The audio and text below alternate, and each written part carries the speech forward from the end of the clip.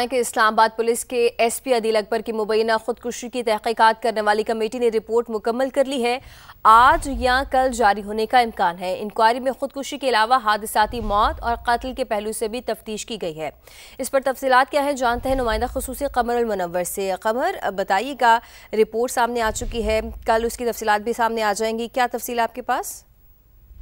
G 3 D I جیز اور ایک اے آئی جی legal جو ہیں ان کی جانب سے یہ انکوائری جو ہے یہ کی گئی ہے۔ رپورٹ اب تحقیقاتی رپورٹ مکمل کر لی گئی ہے اور اس میں 3 پہلو جو ہیں اس کے تحت یہ رپورٹ جو ہے وہ کی گئی ہے، جس میں خودکشی، حادثاتی موت اور قتل کے پہلو کا بھی جائزہ لیا گیا ہے۔ تاہم اس میں جو ابتدائی چیزیں سامنے آئی اس میں یہ بتایا گیا ہے کہ ایس پی عدیل 2023 سے ڈپریشن کا شکار تھے۔ آئی جی بلوچستان عبدالخالق نے عدیل اکبر کی اے سی آر جو تیار کی تھی وہ منفی تیار کی تھی، اور ایک اور افسر نے عدیل اکبر کے خلاف اسپیشل رپورٹ تیار کر کے محکمے کو بھیجنے کی بجائے اسٹیبلشمنٹ ڈویژن کو بھیجی کہ ان کے خلاف کارروائی عمل میں لائی جائے۔ ایس پی کے آپریٹر اور ڈرائیور کا جو بیان الگ الگ ریکارڈ کیا گیا تھا، ان دونوں بیانوں میں کسی قسم کا تضاد جو ہے وہ نہیں پایا گیا، کیونکہ اس وقت یہ دونوں لوگ ہی اس وقت گاڑی میں موجود تھے جس وقت یہ واقعہ پیش آیا۔ اس وجہ سے ان کو الگ الگ رکھ کر ان کے بیانات قلم بند کیے گئے، تو دونوں کے بیانات ایک جیسے تھے، اس میں کسی قسم کا کوئی تضاد سامنے نہیں آیا تھا۔ ہم عدیل اکبر کے جو مولوی تھے جن کی جانب سے سوشل میڈیا پر ٹویٹ بھی کیا گیا تھا، اس میں ان کو بھی شامل تفتیش کیا گیا تاکہ یہ پتہ چلایا جا سکے کہ وہ کس قسم کی ادویات کا استعمال کر رہے تھے۔ ٹھیک ہے، بہت شکریہ قمر تمام تر تفصیلات کے لیے۔ اور اب آپ کو بتائیں کہ استنبول میں پاک افغان طالبان مذاکرات تیسرے روز بھی جاری ہیں۔ طالبان فتنہ الخوارج کی سرپرستی ختم کریں، پاکستان اپنے اصولی موقف پر قائم ہے۔ طالبان افغان سرزمین کو پاکستان کے خلاف دہشت گردی کے استعمال سے روکیں۔ پاکستان اور دوست ممالک کی بات چیت کو مثبت طریقے سے آگے بڑھانے کی کوششیں۔ آپ کو بتاتے چلیں کہ استنبول میں پاک افغان طالبان مذاکرات تیسرے روز بھی جاری ہیں اور پاکستان اس میں اپنے اصولی موقف پر قائم ہے۔ ایبٹ آباد یونیورسٹی میں ساتھیوں کی معطلی کے خلاف احتجاج۔ مظاہرے کے دوران روکے جانے پر ایک طالب علم نے گاڑی شرکاء پر چڑھا دی، 2 طالب علم زخمی ہو گئے۔ پولیس نے 5 افراد کو گرفتار کر لیا ہے۔ ایبٹ آباد یونیورسٹی کے طلباء اپنے ساتھی طلباء کی معطلی کے خلاف احتجاج کر رہے تھے۔ پولیس نے موقع پر پہنچ کر گاڑی کو قبضے میں لے لیا اور 5 طلباء کو حراست میں لے لیا۔ گاڑی کے مالک طالب علم نے بھی پولیس کو گاڑی پر حملے کی درخواست دے دی۔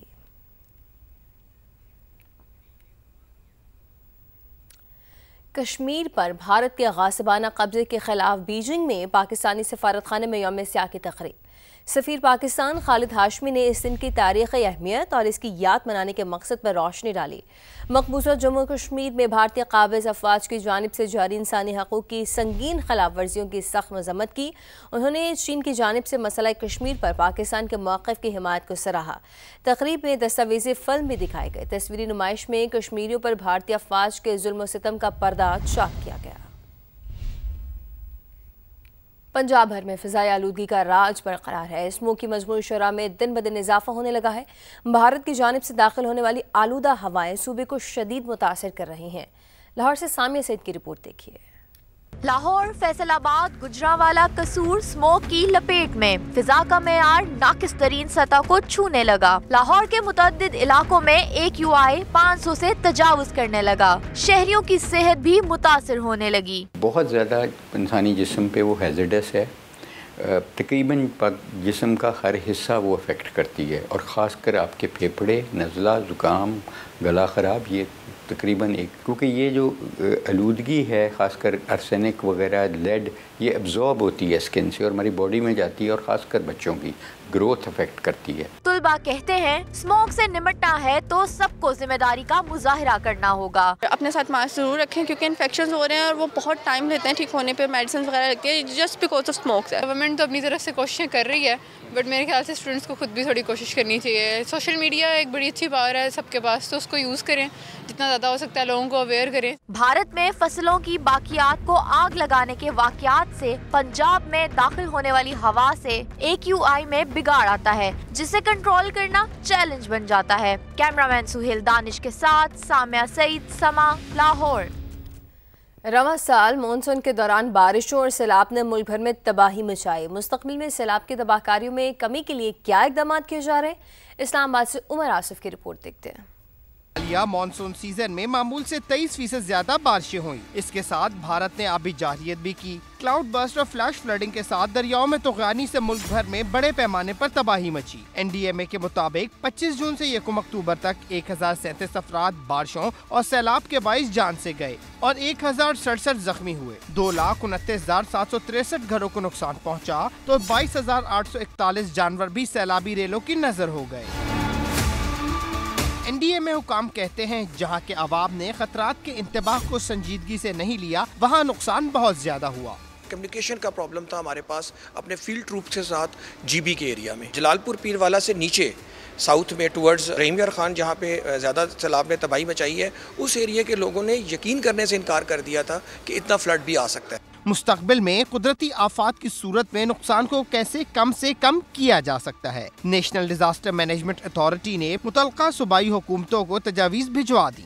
जो भी लो लाइन एरिया है वहाँ पे बड़े बड़े पॉन्ड्स बना दिए जाएं जहाँ पे दरिया का पानी उसमें ऑटोमेटिक गेट्स हों और ये डैम नहीं होगा, ये लो लाइन एरियाज़ होंगे जिसमें जाकर ये पानी खड़ा हो जाएगा और उसके बाद में आप इसको इस्तेमाल भी कर सकते हैं, तो सैलाब इस तरह तबाह नहीं करेगा।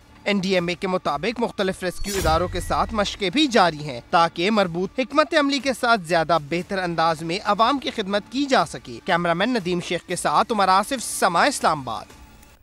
और अब आपको बताएं कि पाक फौज और हुकूमत के शफाफ निज़ाम के तहत अफगान महाजरीन का बाइज़्ज़त और महफूज इनखला जारी है। पाक अफगान सरहद चमन से महाजरीन की वापसी मुनज़्ज़म और बावक़ार अंदाज में हो रही है। अफगान शहरियों की वापसी मुकम्मल एहतराम और कानूनी तरीक़ाकार के तहत यकीनी बनाई जा रही है। सरकारी इदत-ओ-शुमार के मुताबिक 15,14,384 अफगान महाजरीन अपने वतन वापस जा चुके हैं। रोज़ाना 3 से 4 हज़ार अफगान शहरी कानूनी तरीक़े से वापस जा रहे हैं। दस्तावेज़ात की जांच पड़ताल के लिए एक शफाफ निज़ाम कायम किया गया है जिसके तहत हर शख्स की तस्दीक के बाद ही सरहद अबूर करने की इजाज़त दी जा रही है।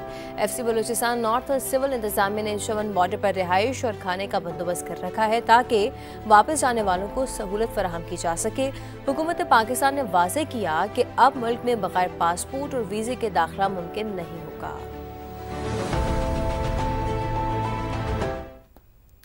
बलूचिस्तान में अमन की फतह। गवादर क्रिकेट टूर्नामेंट 2025 अख्ताम पजीर हो गया। इवेंट पाक आर्मी और क्रिकेट एसोसिएशन की मुश्तरका कोशिशों से मुनक़्क़द किया गया जिसमें शायकीन और खिलाड़ियों ने भरपूर तरीके से शिरकत की। गवादर क्रिकेट टूर्नामेंट 27 सितंबर से 25 अक्टूबर तक जारी रहा। टूर्नामेंट में बलूचिस्तान के मुख्तलिफ इलाकों से ताल्लुक़ रखने वाली 25 टीमों ने हिस्सा लिया। गवादर क्रिकेट टूर्नामेंट मकामी नौजवानों में खेलों के फ़रोग़ और मस्बत सरगर्मियों के फ़रोग़ का मौसर ज़रिया साबित हुआ। फाइनल मैच के बाद मेहमान खुसूसी ने नुमाया कारकर्दगी दिखाने वाले खिलाड़ियों को ट्रॉफियां और इनामात से भी नवाजा।